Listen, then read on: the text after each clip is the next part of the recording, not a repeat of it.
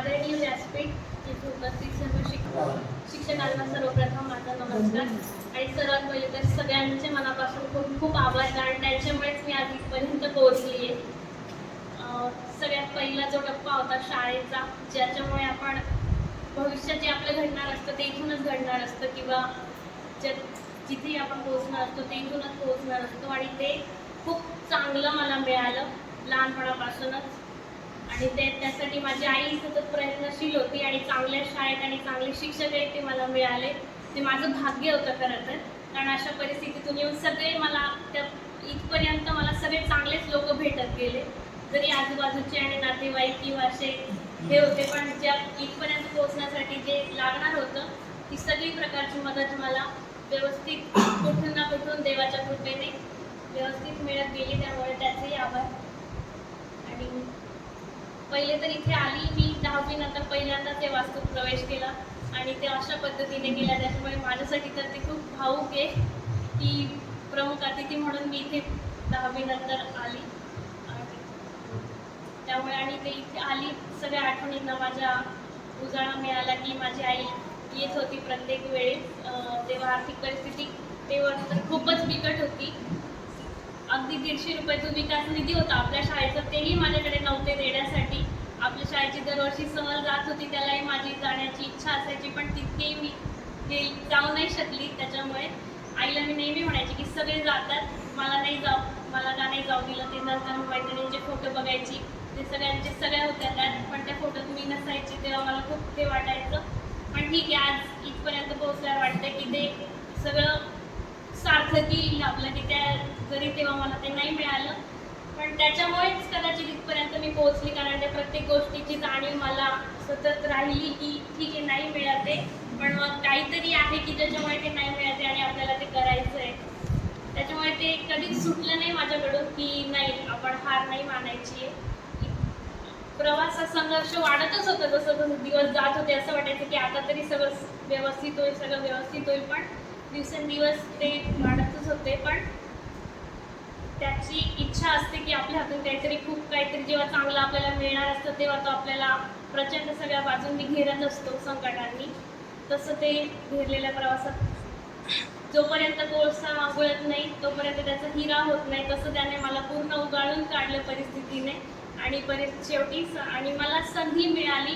खरं तर माझ्या आईवडिलांची आणि शिक्षकांची खूप आभारी आहे की 5वी पासून म्हणजे लहानपणापासूनच जे बॅकग्राऊंड असतं खरं तर इथपर्यंत पोहोचण्यासाठी, ते माझ्या आईने कोणत्याच परीक्षेचा फॉर्म भरण्यासाठी फी नसायची, पण तरी मी प्रत्येक परीक्षा दिली आहे. नवोदय, 6वीची NTA स्कॉलरशिप, NMMS सगळ्याच दिल्या आहे. त्याच्यासाठी अगदी शिक्षकांनी किती वेळा माझ्या घरी फेऱ्या मारल्या की तू फॉर्म का नाही भरत आहे. 2-3 दिवस झाले मला ते आता आठवत आहे सरांकडे बघून.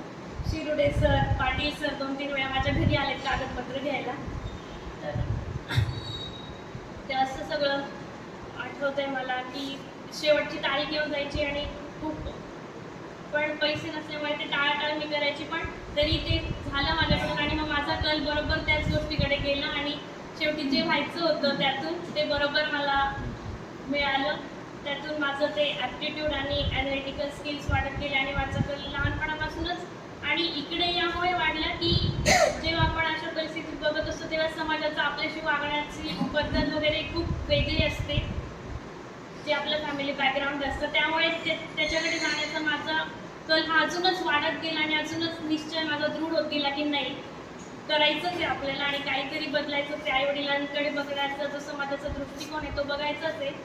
साधे ते परीक्षेचे फॉर्म भरण्यासाठी जेव्हा डॉक्युमेंट्स लागत असतात तिथेही तहसील कार्यालयात दिवसभर इतकी टाळाटाळ केली जाते. म्हणजे शासकीय जे कामकाज असतं त्याच्यासाठी सामान्य लोकांना इतका त्रास होतं.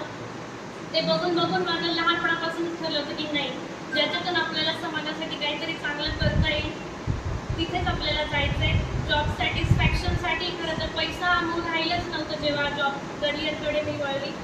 आणि सुदैवाने असं क्षेत्र मला मिळाले जिथे आज खरंच खूप गरज आहे समाजाला पण आणि विद्यार्थ्यांना पण, तिथून आपण पिढ्या घडवू शकतो. देणाराही परत घेऊ शकत नाही अशी भेट म्हणजे शिक्षण. इतकं शिक्षण वाढतच जातं आणि शिक्षणाने म्हणजे मी स्वतः अनुभवलंय की दुसरं काही नाही, पण शिक्षणाने आपला जो दृष्टिकोन आणि आपले जे विचार इतके प्रगल्भ होतात ते आपले दुसऱ्या कोणत्याच गोष्टीने नाही होऊ शकत. आपल्या हातात कितीही पैसा असला तरी शिक्षण आणि शिक्षणाशिवाय आपल्याकडे आपण ज्या गोष्टींकडे आपल्याला बघायचं आहे त्या गोष्टींबद्दलचा जो दृष्टिकोन आहे तो फक्त आणि फक्त शिक्षणामुळेच आपल्याला मिळू शकतो. तर त्यात गरिबी आणि श्रीमंती हे दोन पैलू असतात, पण त्या गरिबीतूनही नेमकं काय शिकायचं की आपल्याला शिक्षक आणि शिक्षण शिकवत असतात. असं असतं की शिक्षक आणि अनुभव हे दोन महत्त्वाचे पैलू असतात कोणत्याही प्रवासातले, पण त्या अनुभवातून नेमकं काय शिकायचं हे आपल्याला शिक्षक शिकवत असतात. अनुभव बरेच आले, पण त्यातून नेमकं जे चांगलं कसं घ्यायचं हे मी सगळ्या माझ्या शिक्षकांकडून शिकली. मला आता प्रत्येक शिक्षकाकडे बघून माझा एक एक प्रसंग आठवतोय. त्यामुळे सगळ्याच शिक्षकांनी इतकं मला सपोर्ट केलं आहे. शाळेतल्या एलिमेंटरी, इंटरमिजिएटची सगळ्याच एक्झाम्स मला देण्यासाठी सगळ्यांनीच इतका सपोर्ट केला आहे. त्यामुळेच कदाचित आज मी इथपर्यंत पोहोचली. आणि नंतर जे मुलींनी जेव्हा मला 12वी नंतर बाहेर जायचं होतं, तसा निर्णय माझ्या वडिलांनी घेतला, म्हणजे स्पेशली माझ्या आईने. तेव्हा त्याला प्रचंड म्हणजे माझ्या आईने तर ते असं वाटतं सावित्रीबाईंनी जसं सहन केलं होतं तसंच माझ्या आईने पण टोमणे सहन केले खूप लोकांचे, की तू मुलीला का बाहेर पाठवते, की ना म्हणजे परिस्थिती नव्हती म्हणून खरं तर ते जास्त बोलणे होते की काही गरज नसताना आणि तुमच्याकडे काही नसताना आमच्याकडे असूनही आम्ही शिकवलं नाही. मोठ्या शहरात जाऊन मुली ते काहीतरी वेगळ्या वळणाला लागतील किंवा त्याच्यासाठी आधीच काही नसताना एवढं करायची काही गरज नाही आहे खरं तर. पण माझ्या आईने कधीच कोणाचं ऐकलं नाही. मला अजूनही आठवतं की तिने नेहमी फक्त आणि फक्त आमच्या क्षमतांवरच विश्वास ठेवला की नाही, माझी मुलगी जर करू शकते तर मी तिला ते सगळं पुरवणार आहे, करून देणारच. एज्युकेशन लोन्स काढले प्रत्येक मुलाच्या शिक्षणासाठी आणि 3 मुलांना इंजिनियर केलं. आणि त्यानंतर मला खरं तर हे खूप अभिमानास्पद वाटते की त्यांनी जो खडतर प्रवास काढला त्याचा इतकं मोठ्या प्रमाणात मी त्यांना फळ देऊ शकली. त्यासाठी मला खरं तर खूप आनंद आहे. आणि असंच मुलींसाठी खरं तर हे खूप गरजेचं आहे की त्यांनी म्हणजे स्वावलंबी असणं आज इतकं गरजेचं आहे की आर्थिक स्वावलंबन. आणि कारण मुलींची परिस्थिती इतकी बिकट आहे की त्यांना आर्थिकदृष्ट्या स्वावलंबी असण्याशिवाय त्यांचं समाजातलं स्थान हे बदलणारं नाही आहे अजिबात. कितीही कायदे आणि कितीही आपण ते हे केलं तरी जोपर्यंत आपण आर्थिकदृष्ट्या स्वावलंबी राहत नाही तोपर्यंत आपण कुठल्याच निर्णयांमध्ये आपलं स्थान हे घरामध्येही नसतं. ते मला कळत गेलं की अगदी एखाद्या गोष्टीसाठी भावाकडून जरी पैसे घ्यायचे असतील तरी आपल्याला त्याच्या चॉईस त्याला विचारावं लागतं एकदा, पण ते जर आपले असतील तर आपल्याला विचारावं लागत नाही, आपल्याला आपल्या मर्जीने निर्णय घेता येतो. त्यामुळे प्रत्येकाने स्वावलंबी असणं खूप गरजेचं आहे. आणि जो आत्मविश्वास माझ्यात निर्माण झाला त्याच्यामुळे मी इथपर्यंत पोहोचू शकले. तो आत्मविश्वास खरं तर माझ्या शिक्षकांनी निर्माण केला. प्रत्येक टीचर्सने मला इतका सपोर्ट केला शाळेतल्याच 10वीपर्यंत. आणि ह्या वयात आपल्याला जे डिसिप्लिन लागतं ते नंतर कधीच लागू शकत नाही, हे पण मी शिकली. तेव्हा खूप कंटाळा यायचा, मॅडम ओरडायच्या, वेण्या नाही घातल्या, पण त्या मॅडम तेव्हा म्हणायच्या की आज तुम्हाला आम्ही ओरडतोय की वेण्या नाही घातल्या, तुम्हाला आमचा राग येतोय की दंड द्यावा लागतोय किंवा असं तसं इतकं राग येत असेल तुम्हाला आमचा, पण त्यानंतर जेव्हा तुम्ही बाहेर जा तुमचे केस वगैरे इतके खराब होऊन जातील, तुम्हाला कोणीच बोलणारं नसेल, तेव्हा तुम्हाला शाळेची आठवण येईल की तेव्हा ते सगळं व्यवस्थित राहत होतं. तेव्हा खरंच इतका राग यायचा की नाही का करावं लागते, असं वाटायचं केस कापून टाकावं नको त्या वेळेत. पण ते खरं तर तेव्हा ते असं फोर्सफुली का होईना जे रिस्ट्रिक्शन्स होते ते तेव्हा खूप चुकीचे वाटायचे. पण नंतर जेव्हा कुठलीच बंधनं नव्हते कॉलेजच्या वेळात वगैरे तेव्हा असं वाटायचं की नाही हे पाहिजे होतं कुठेतरी. उठण्याचं टायमिंगचे रेस्ट्रिक्शन, असं काही काम नसलं तर उठलं जात नाही आता. ते शाळा असली की असं म्हणजे आता विश्वास नाही बसत की अरे आम्हीच होतो जे की 6 वाजता उठून शाळेत जायचो आणि इतके उत्साहाने जायचो. म्हणजे तेव्हाचा जो उत्साह असायचा तो आता म्हणजे आणावा लागतो, तेव्हा तो आपणहून येतो की इतकं म्हणजे 6-7 तास शाळा आणि त्यानंतर पुन्हा दिवसभर इतकं हे होतं. पण तरी ते इतकं उत्साहात तो प्रवास, म्हणजे आज जर मागे वळून बघितलं तर आईला मी म्हणते की विश्वासच बसत नाही की आम्ही होतो होत्या की 5 वाजता उठून योगा करायला जायचो किंवा 15 ऑगस्ट 26 जानेवारी 5-5 वाजता उठून बिगर स्वेटरचं जायचो, तयारी करून आदल्या दिवशी तयारी करून ठेवायचो. आता 15 ऑगस्ट येतो असं वाटतच नाही की काहीतरी आहे. फक्त जेव्हा येतं तेव्हा फक्त शाळेचीच आठवण येते की शाळा असती तर ते एकदम, आणि त्याच्यामुळे ती जी डिसिप्लिनची सवय होती ती कायम राहिली माझ्यात आणि ती मी तग धरून राहिली शेवटपर्यंत. जी परीक्षा होती त्या परीक्षेतही कोविडचा काळ होता, त्याच्यामुळे 2021ला जी परीक्षा होणार होती ती 22ला झाली.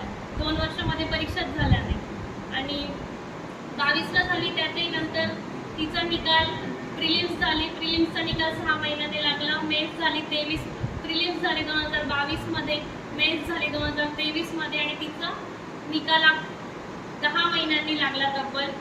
त्या प्रवासात इतकं फ्रस्ट्रेशन येत होतं खरं तर की घराला इतकी गरज आहे आणि आपण काय करतोय असं वाटायचं कधी कधी की हे चूक झाली आपल्याकडून एक क्षेत्र निवडून की घराला गरज आहे. आज जॉब करत असतो तर कदाचित परिस्थिती वेगळी असती, पण तेव्हा घरचे म्हणायचे की नाही ग असं काही नाही, एवढे वर्ष तर आपण काढलेच आहेत ना याच्यात, अजून 2 वर्ष जातील, पण एकदा जर का तुझं स्वप्न संपलं तर मग तू आयुष्यात कधीच स्वतःला माफ नाही करू शकणार आणि ते पैसे तर काय इथून ना तिथून येतच राहतील.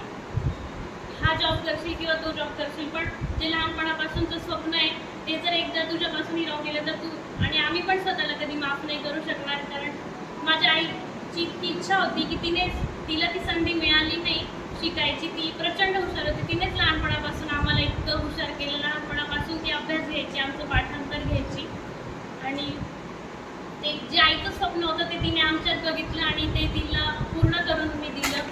त्याचा मला आनंद होतोय खरं तर की तिचं एक वाक्य होतं की माझ्याकडे संपत्ती नाही आहे पण माझ्याकडे खूप चांगली संतती आहे आणि तीच माझी संपत्ती आहे आणि ते खऱ्या अर्थाने खरं ठरलं आहे आता. त्यामुळे त्याचाही मला खूप आनंद आहे. जे आईवडिलांनी स्पेशली मुलांवर खूप विश्वास ठेवला तर ते खूप चांगलं होतं, कारण मुलं ऑलरेडी खूप प्रेशरमध्ये असतात आणि त्यात जर त्यांचा पाठिंबा आपल्याला मिळाला तर आपण आपल्याला जे पाहिजे ते मिळवू शकतो. म्हणजे मी माझ्या प्रवासातून तर असं शिकली आहे की ह्या जगात अशी कोणतीच गोष्ट नाही आहे की जी शक्य नाही आहे. ठरवलं तर आपण काहीही मिळवू शकतो आणि अशी कोणतीच गोष्ट नाही जी आपल्याला त्या मिळवण्यापासून रोखू शकते. परिस्थिती तर अजिबातच नाही. जर आपण आपल्या मनात दृढ निश्चय असेल आणि मेहनत, सातत्य आणि चिकाटी आणि महत्त्वाचं म्हणजे संयम आणि स्वतःवरचा विश्वास, या 4-5 गोष्टी जर आपण आपल्यात ठेवल्या तर आपण या जगातली कोणतीही गोष्ट पूर्ण करू शकतो. आधी असं होतं की स्काय इज द लिमिट, पण आता स्काय पण लिमिट व्हायला नाही कारण अवकाशातही लोक जायला लागलेत आणि स्पेशली महिलाही गेलेल्या आहेत. सो त्यामुळे आता लिमिट तर कशाचंच राहिलं नाही. आणि त्यानंतरही विशेष म्हणजे असं की मोबाईलचं व्यसन ही आता एक जागतिक समस्या झाली. पण माझ्या बाबतीत जर मी बघितलं तर त्याच्यापेक्षा जास्त चांगलं वरदान कोणतंच नाही आहे, कारण मी मोबाईलचा उपयोग करूनच इथपर्यंत पोहोचली.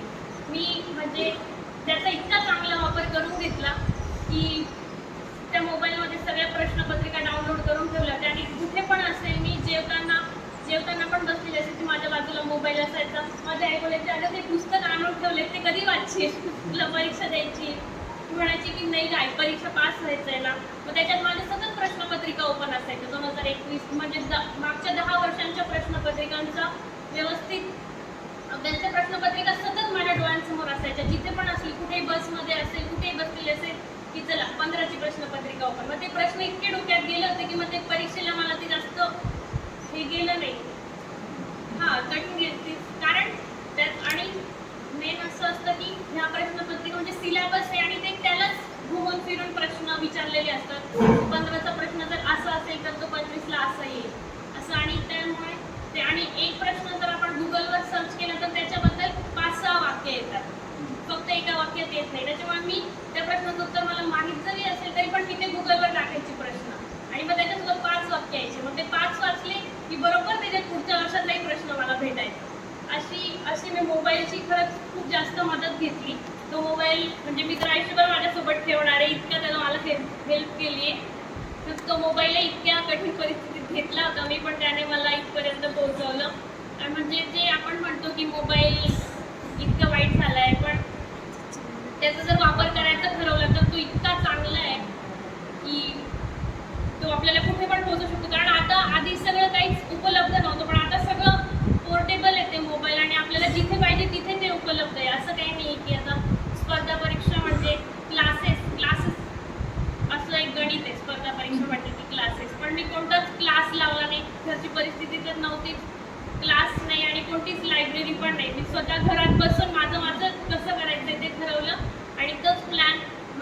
सक्सेस झाला.